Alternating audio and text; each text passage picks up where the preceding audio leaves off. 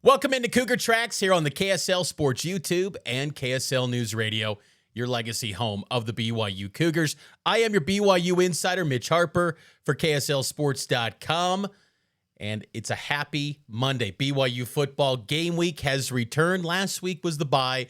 Hopefully all of you had a fantastic weekend, however you spent the bye week. Hopefully it was a good one for you. We got a loaded show for you, and we're going to start things off with the coaching carousel being underway in college football. What does it mean for Kalani Sitake and BYU? Let's hit on that now in the top story here on Cougar Tracks. The top story of the day. The biggest story in the world of BYU sports right here on Cougar Tracks. Kalani Sitake to UCLA? Is it possible? Could Kalani go to Westwood? I guess it could happen. Anything's possible. UCLA fired Deshaun Foster, who was in over his head. Former UCLA great. Jumps out to an 0-3 start that saw UCLA getting hammered by New Mexico on Friday night. And UCLA now has a vacancy. And the big board speculation, coaching carousel speculation for UCLA has brought up the name Kalani Sitake as a potential coaching candidate for the job. ESPN and The Athletic both list Kalani Sitake on their potential UCLA big boards. ESPN's Adam Rittenberg and The Athletic's Bruce Feldman, both guys have always put Kalani on big boards for any Western job. Any Western job. Go back to 2021. Any Western high-profile job that was emerging, Kalani was always linked on those big boards. And I think for good reason. If UCLA was able to get Kalani Sitake, it'd be a massive feather in the cap for UCLA. Kalani's a really good football coach. But I'll say this, with ESPN's take on Kalani possibly being a UCLA candidate, it felt a little bit out of date. This is what ESPN's Adam Rittenberg said. Kalani Sitake is fairly established at his alma mater and would need some assurances beyond the Big Ten membership to leave a good situation in Provo. But Sitake also is in his 10th year at BYU and might want to restart his clock.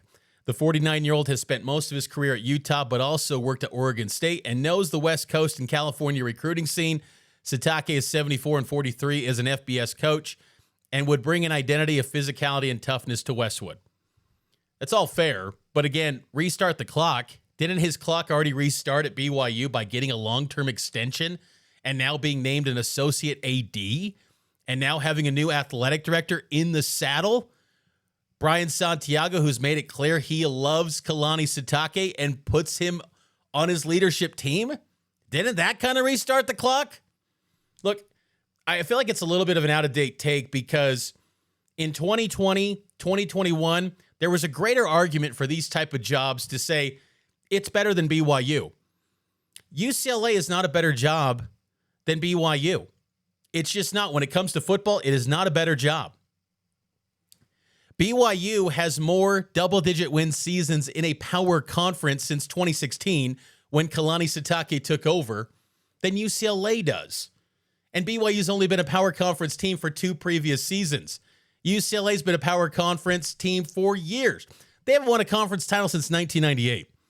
And you see the lack of attendance in Westwood at the Rose Bowl. There's no one showing up. There's no excitement. It's bigger issues than just solely the football product for UCLA right now. And Kalani Sitake would be a home run hire for UCLA, but why would he leave? Why would he leave BYU for UCLA? I mean, I guess the only argument would be to get more money, because I'm sure UCLA could pay more. I still would expect that Kalani is probably underpaid compared to what he should get at BYU in year 10. I know he got the new deal, but I would still expect that he's probably not as highly paid as other coaches in the Big 12. Like Coach Prime's getting $9 million, I believe. I don't know if Kalani's getting that much.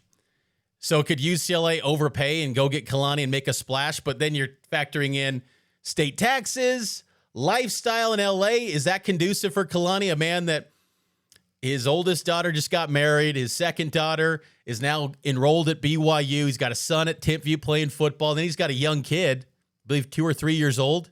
Do you want to uproot all of that and then go to L.A.? Does Kalani need the lavish lifestyle of L.A.?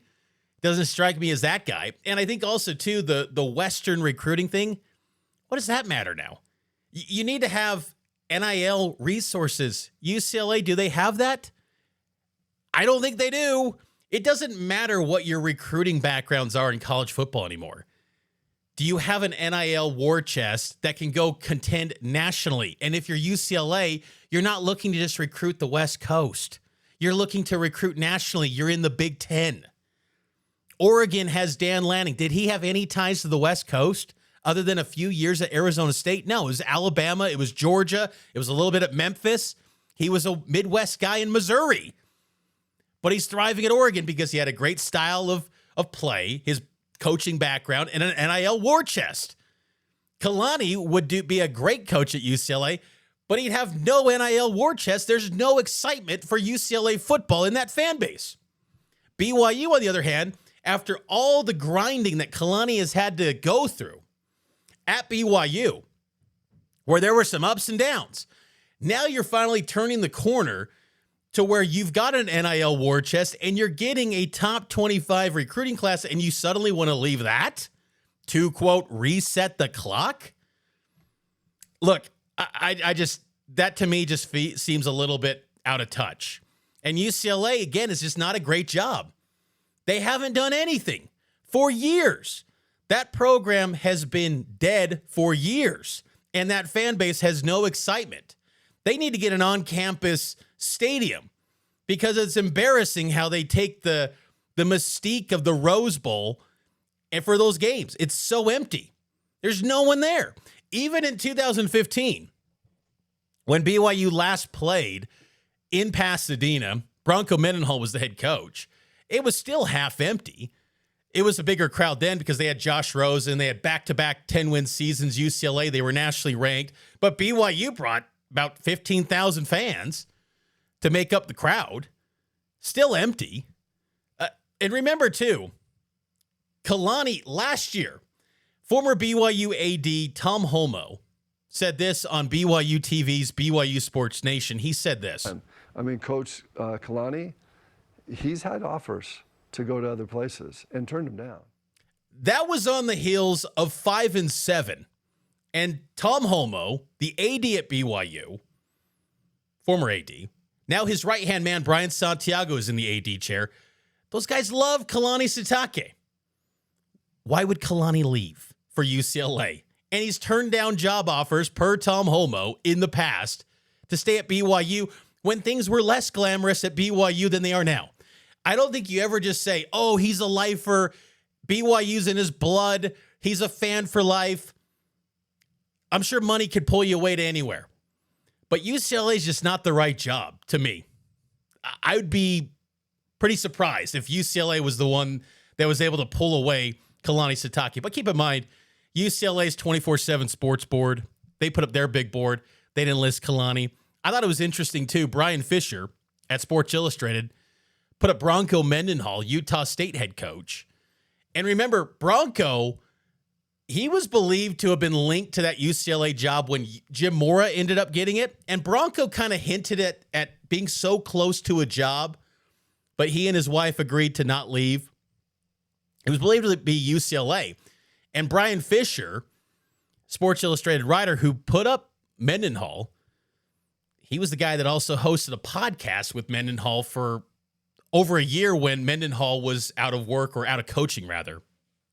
So maybe Mendenhall could be a candidate for UCLA, but I just think that job, you don't have to just go solely based on Western, and BYU is a much better program now. And yes, because the media maybe doesn't think highly of the Big 12, BYU's stance in the Big 12 is in a really good place, and the boosters, the fans, are really excited for this situation that they're currently in. So to me, that UCLA job, I just struggle to picture Kalani wanting to even entertain that sort of job compared to the situation he currently has at BYU. Let's take a break. More Cougar Tracks on the other side. It's Cougar Tracks. It's powered by KSL Sports.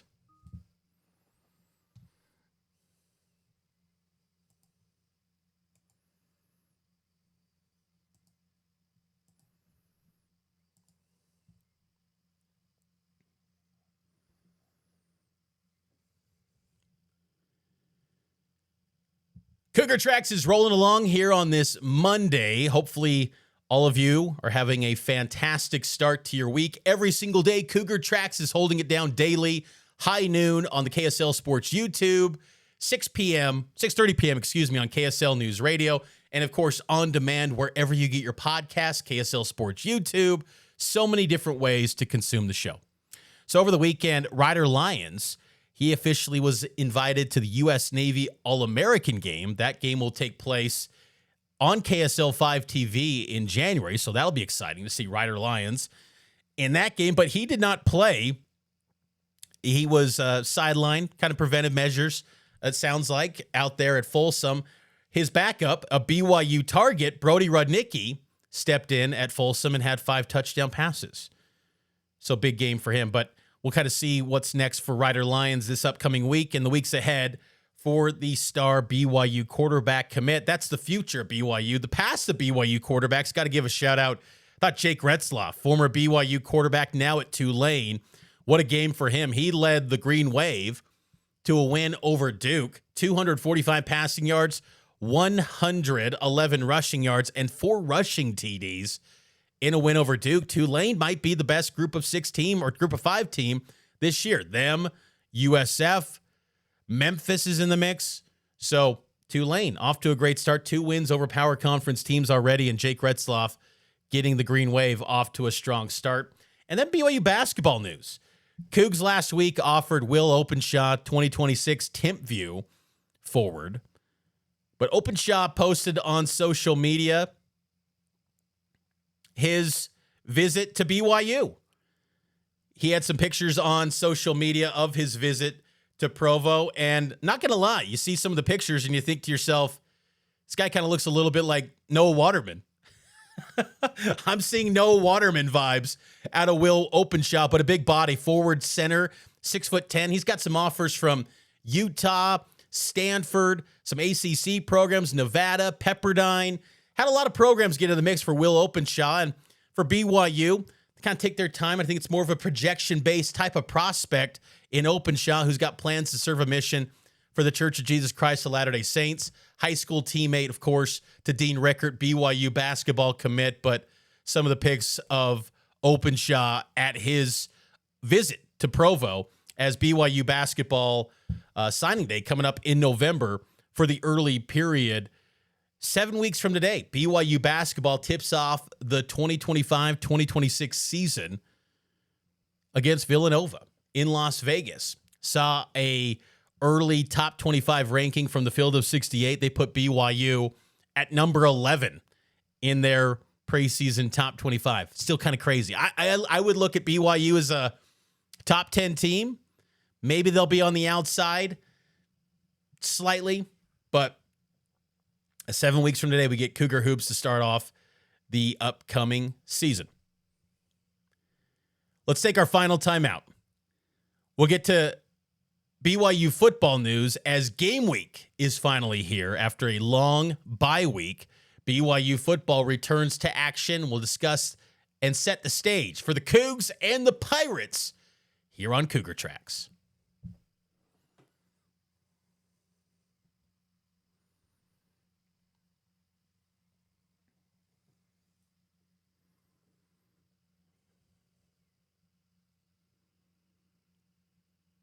Welcome back into Cougar Tracks here on KSL News Radio and the KSL Sports YouTube page. Mitch Harper here with you. It's finally game week again as BYU gets set to take on the East Carolina Pirates. Kickoff this Saturday from Greenville, North Carolina, Dowdy-Ficklin Stadium, 5:30 p.m. We will get the coverage started at high noon. Myself and Kyle Ireland from Greenville, North Carolina, as we get you ready for BYU and East Carolina, and it's a Monday, so you know what time it is here on Cougar Tracks. The Cougar Stock Exchange. What's trending up and what's trending down. It's the Cougar Stock Exchange.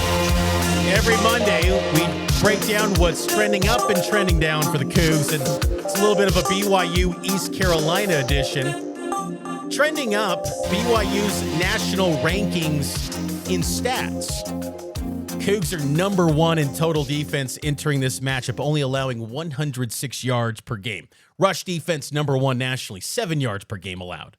Scoring defense, number one, only giving up 3 points this season. Third down conversion defense, number one. First downs defense, number one. The rushing offense is number two nationally, 312 yards per game on the ground. The total offense, top 30, 469 yards per game.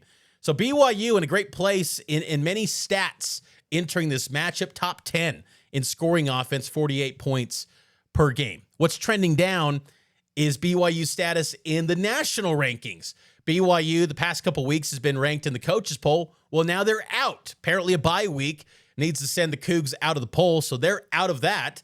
And then, of course, the AP Top 25 continues to leave BYU outside the rankings. BYU is the first team outside the poll in this week's AP Top 25. But it's BYU 2-0 against East Carolina 2-1. Cougs are a 6.5-point favorite over the Pirates. And East Carolina looked really good in their win over Coastal Carolina, 38-0. First road game shutout win for the Pirates in 25 years. And their head coach, Blake Harrell, had this to say, and he made it clear. The excitement is through the roof for his Pirates as they get ready for the Cougs. Players, just a few minutes ago, we got a big ball game next Saturday night in Dowdy-Ficklen Stadium, and it's a big game because they've made it big and because Pirate Nation, football matters in Pirate Nation. Can't wait to see them pack out Dowdy-Ficklen Stadium and get that thing rocking and make that true a home field advantage for a top 25 team next Saturday night. They're looking to paint Dowdy-Ficklen Stadium gold this week, and tickets are sparse. The upper deck's got rows available still, some good amount of availability in the upper deck, but the lower bowl is pretty much down to single tickets. So it should be a hostile crowd for BYU going on the road, first road game of the season. I will say, East Carolina's got a really good passing attack, and that's going to be one that to monitor because, and we knew that going into the season, their ground attack is not much to write home about, to be honest with you. Defensively, though, they've been a lot better than I thought they would be. Now, part of that is who they faced, Campbell and Coastal Carolina. Coastal is bad, terrible, but they hammered Coastal like they're a bad football team. This is not Coastal of 2020, Mullets versus Mormons era Coastal Carolina. So I don't know how much stock you put into East Carolina, that win, but they just hammered them. And like a good football team would, you take care of business on the road and hammer them. So I think this is going to be a big game for BYU, and we'll obviously have more breakdown throughout the week of this matchup, but I just think that BYU is in a good place coming off the bye week. I think that BYU is the better football team, and if you want to talk about BYU being an AP Top 25 team, well, you should go into this game and take care of business against a group of 5 team. The only issue is that you go on the road, and it's just kind of, why are you scheduling this game? You saw what happened with Iowa State, close call against Arkansas State. East Carolina is much better than Arkansas State, much better program, much better tradition, much bigger fan base, good stadium, all that. So I'm not putting any shade on East Carolina. Just, again, if you're BYU, why did you play this game? I understand relationships and trying to be doing the noble thing with home and homes, but when you transition to the Big 12, you should have said, this game is done, and added another home game and got another group of 5 team added to the home schedule and called it a day. But that's not happening, and the Cougs will make a long trip out to the East Coast, over 2,200 miles. Probably be an early Thursday arrival for BYU, and then get gear up for East Carolina coming up on Saturday night. But East Carolina is a tough opponent. They got some talent, too. Their linebacker, the 6'6" linebacker that they have is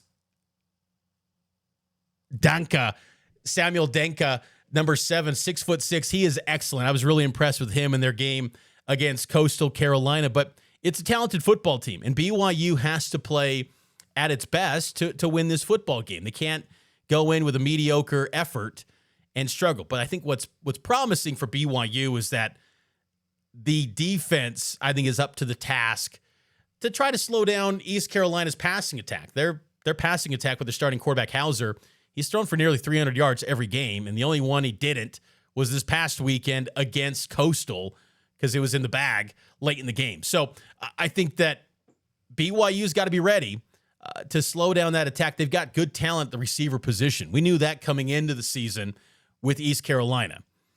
They've got speed and athleticism at that wide receiver spot. But again, if you can make them one-dimensional, I think that bodes well for a Jay Hill defense to really attack an opposing offense. So it should be a good matchup between BYU and East Carolina this Saturday in Dowdy-Ficklin Stadium. I'm curious to see what type of turnout there is for BYU fans. How many Cougar fans actually show up to Greenville? It's not the easiest place to get to. I'm flying into Raleigh this week and then driving over to Greenville. I would imagine that's probably the route for most people that are making the trip, but maybe there's some people flying to Charlotte. Maybe there's some people flying into Myrtle Beach, Richmond, who knows? There are a lot of different airports, I guess, to fly into, but it sounds like it's a college town. I've never been to the state of North Carolina, so I'm excited. I'm looking forward to seeing the Triangle, see all these different spots in Carolina, but then also checking out this game too at Dowdy-Ficklin Stadium. Cross off another state on the travels. That's one thing I love about covering BYU, especially during the independent years. You'll see parts of the country that you never thought you would see before, all because of BYU football. I mean, I'm getting up there. I haven't been to all 50 states yet, but I'm in the high 30s. I'm getting up there in terms of states I've visited, and it's mostly because of BYU football. So that's something I always enjoy about this job and traveling out to these games. It's going to be a lot of fun to see BYU take on the East Carolina Pirates. And, of course, Bear Bachmeier is going to be a big story in this one. First road game for him. How does he perform? I think Bear should have, a strong performance, I would expect. But he's got to, how much of a leap does he take from the bye week and improving that passing attack? Because BYU needs to have a formidable passing attack that can stretch the field and keep East Carolina's defense, which has been really stout in the first 3 weeks of the season, even against NC State in week 1. They've been really strong to open up the year. So what are they going to do to really improve that passing attack this week? That's going to be a storyline to watch for this BYU team. That's going to do it for this edition of Cougar Tracks. I hope all of you enjoyed it. Make sure to subscribe to the show. Leave a 5-star rating on Apple, Spotify, YouTube, wherever you get your podcasts. Leave a rating and a review. And also make sure to check out Cougar Tracks daily here on the KSL Sports YouTube and KSL News Radio. I'll talk to you tomorrow here on Cougar Tracks.